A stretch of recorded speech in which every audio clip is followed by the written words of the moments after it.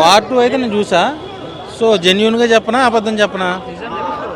నిజం చెప్తే తట్టుకోలేరండి, గొడవ కొస్తున్నారు. యావరేజ్ ఫిల్మ్ అండి. ఎన్టీఆర్ అన్నీ సరిగ్గా వాడుకోవడం రావాలా. బాలీవుడ్ వాళ్ళు కావాలని ఎన్టీఆర్ అన్నని తక్కువ చేసి చూపించారు.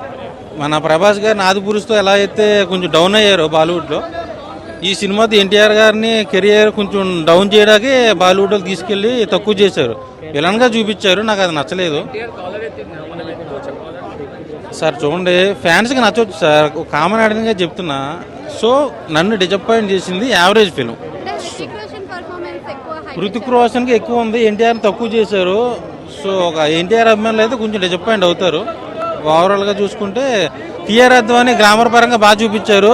కుర్రోళ్ళందరికీ నైట్ కల్లోకి వచ్చింది కియారా అద్వానీ. కాకపోతే ఆ బిగినెస్ సీన్ కొంచెం తక్కువ ఉంది, కట్ చేసేసారు ఎందుకో.